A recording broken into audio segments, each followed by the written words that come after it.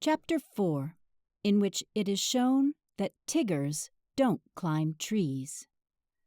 One day, when Pooh was thinking, he thought he would go and see Eeyore, because he hadn't seen him since yesterday.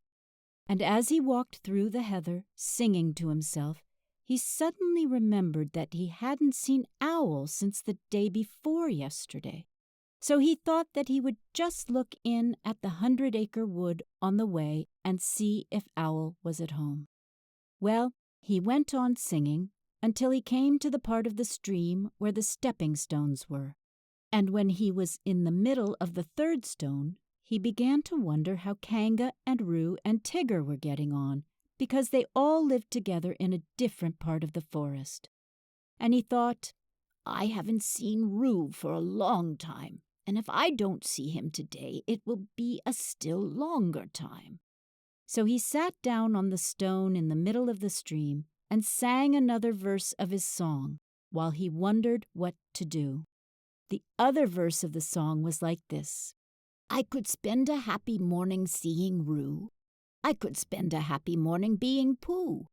Or it doesn't seem to matter if I don't get any fatter, and I don't get any fatter what I do. The sun, which had been delightfully warm, and the stone, which had been sitting in it for a long time, was so warm, too, that Pooh had almost decided to go on being Pooh in the middle of the stream for the rest of the morning, when he remembered Rabbit. Rabbit, said Pooh to himself.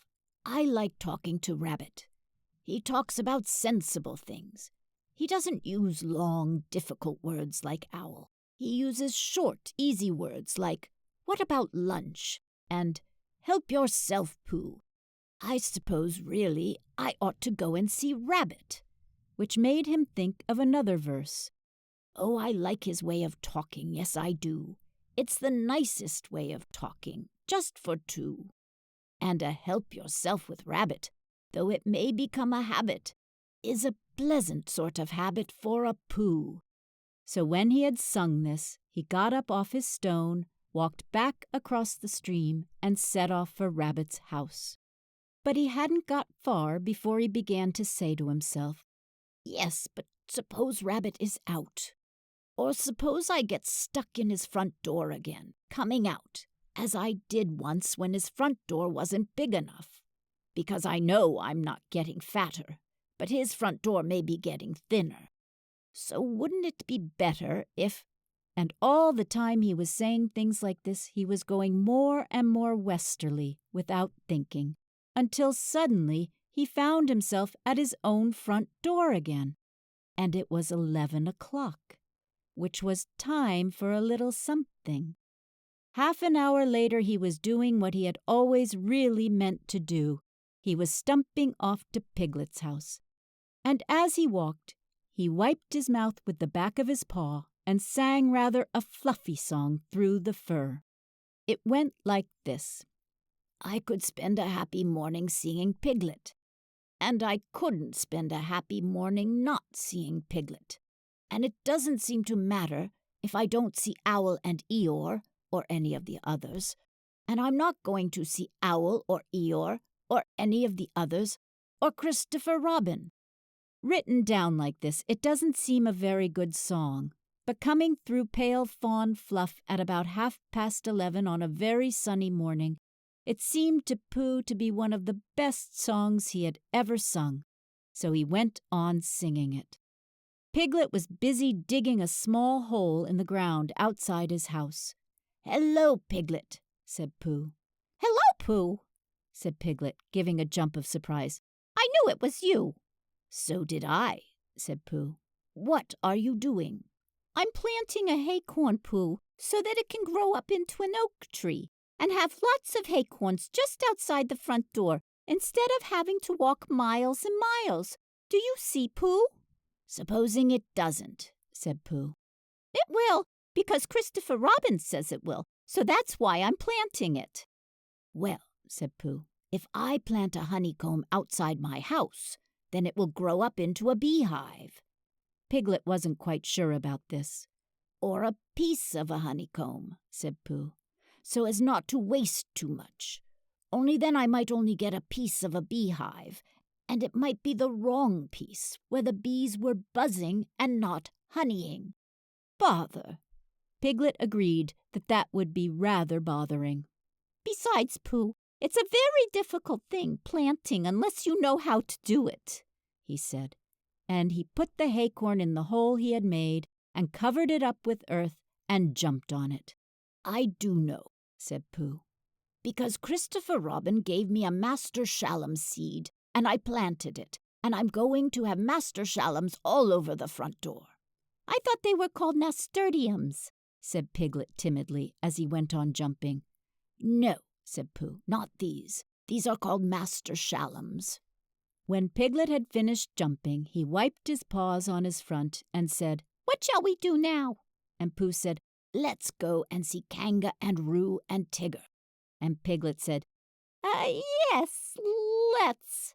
Because he was still a little anxious about Tigger, who was a very bouncy animal, with a way of saying, How do you do, which always left your ears full of sand, even after Kanga had said, Gently, Tigger dear, and had helped you up again. So they set off for Kanga's house. Now it happened that Kanga had felt rather motherly that morning, and wanting to count things, like Roo's vests, and how many pieces of soap there were left, and the 2 clean spots in Tigger's feeder. So she had sent them out with a packet of watercress sandwiches for Roo, and a packet of extract of malt sandwiches for Tigger, to have a nice long morning in the forest, not getting into mischief. And off they had gone. And as they went, Tigger told Roo, who wanted to know, all about the things that Tiggers could do. Can they fly? asked Roo. Yes, said Tigger. They're very good flyers, Tiggers are. Sternry good flyers. Oh, said Roo. Can they fly as well as Owl?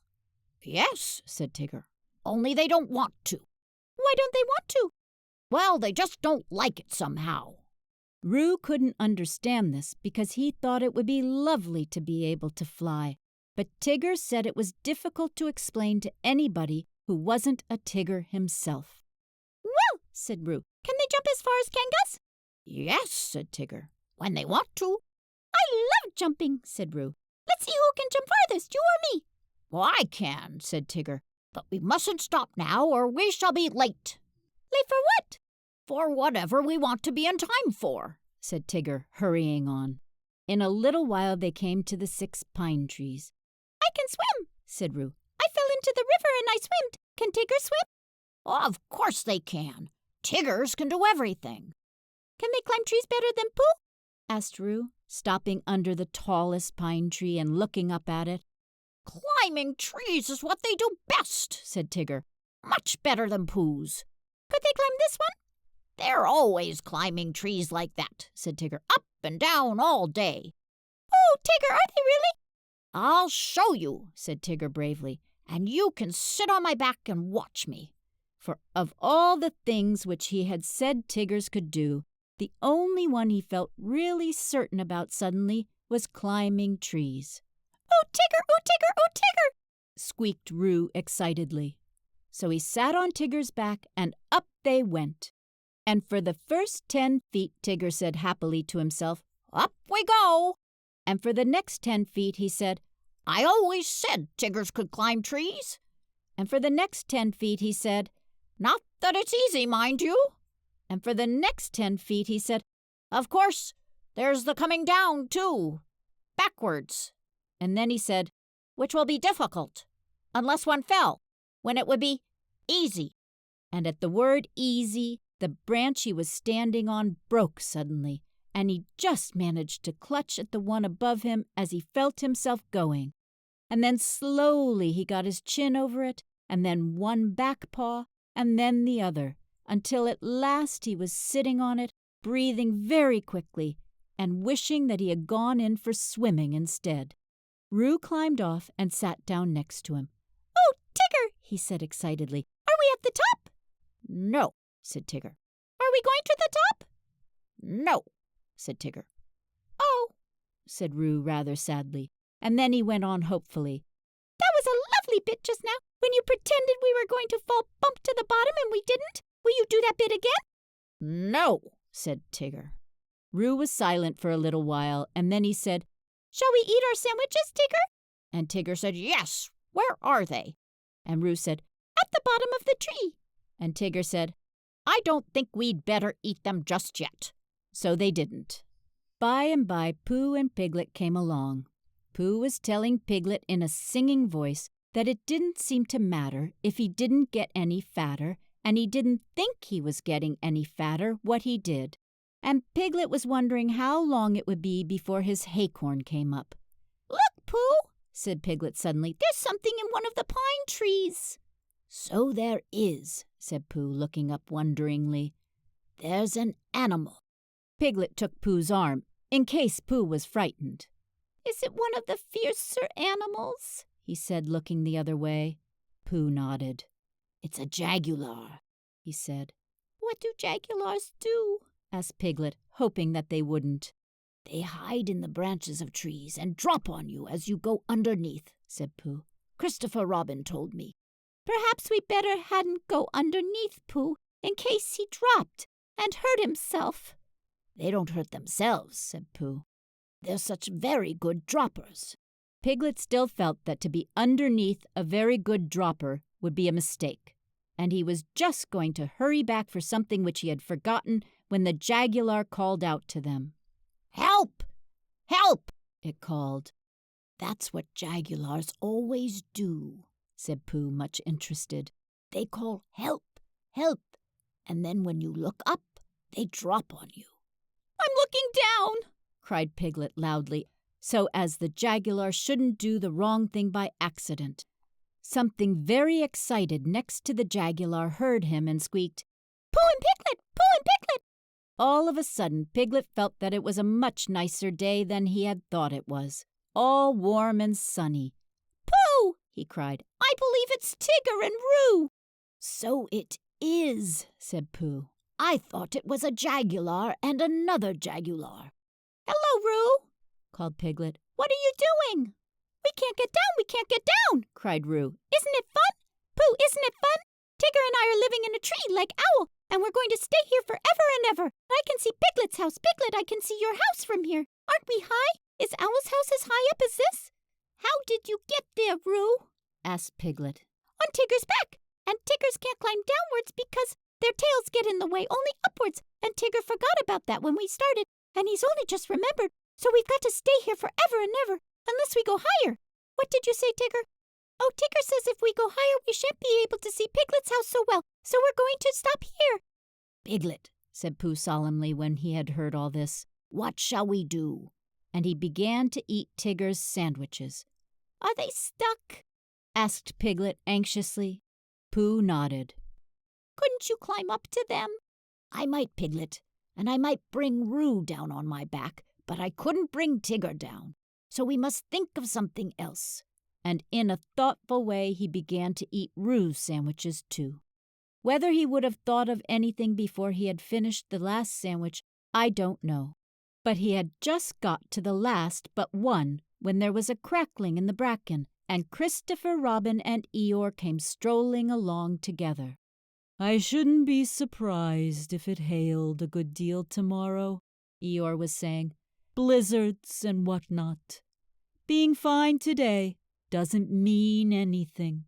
It has no what's that word? Well, it has none of that. It's just a small piece of weather."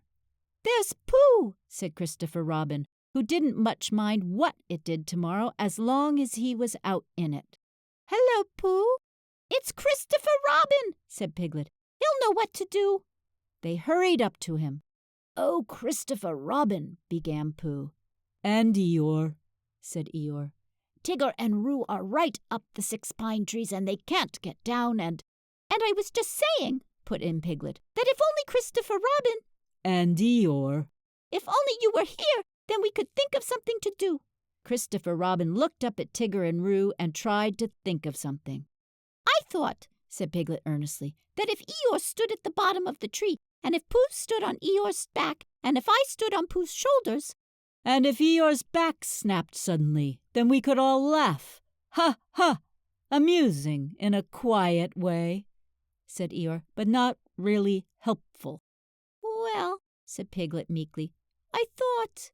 Would it break your back, Eeyore? Asked Pooh, very much surprised. That's what would be so interesting, Pooh. Not being quite sure till afterwards. Pooh said, "Oh," and they all began to think again. I've got an idea, cried Christopher Robin suddenly. Listen to this, Piglet, said Eeyore, and then you'll know what we're trying to do. I'll take off my tunic, and we'll each hold a corner, and then Roo and Tigger can jump into it, and it will be all soft and bouncy for them, and they won't hurt themselves. Getting Tigger down, said Eeyore, and not hurting anybody. Keep those two ideas in your head, Piglet, and you'll be all right. But Piglet wasn't listening. He was so agog at the thought of seeing Christopher Robin's blue braces again. He had only seen them once before, when he was much younger, and being a little overexcited by them, had to go to bed half an hour earlier than usual. And he had always wondered since if they were really as blue and as bracing as he had thought them. So when Christopher Robin took his tunic off, and they were, he felt quite friendly to Eeyore again, and held the corner of the tunic next to him, and smiled happily at him. And Eeyore whispered back, I'm not saying there won't be an accident now, mind you. They're funny things, accidents. You never have them till you're having them.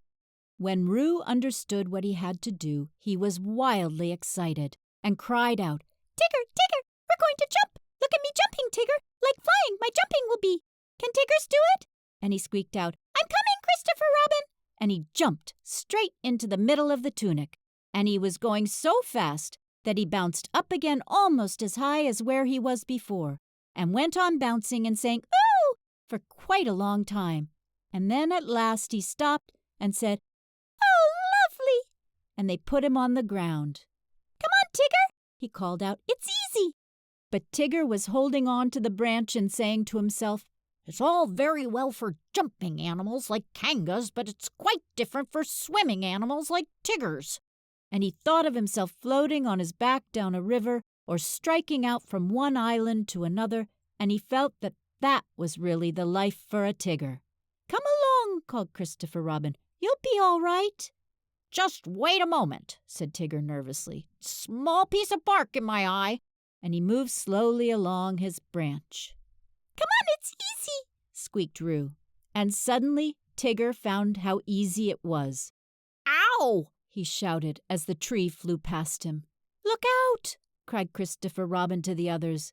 There was a crash and a tearing noise and a confused heap of everybody on the ground. Christopher Robin and Pooh and Piglet picked themselves up first, and then they picked Tigger up, and underneath everybody else was Eeyore. Oh, Eeyore! cried Christopher Robin. Are you hurt? And he felt him rather anxiously, and dusted him, and helped him to stand up again. Eeyore said nothing for a long time. And then he said, Is Tigger there? Tigger was there, feeling bouncy again already. Yes, said Christopher Robin. Tigger's here. Well, just thank him for me, said Eeyore.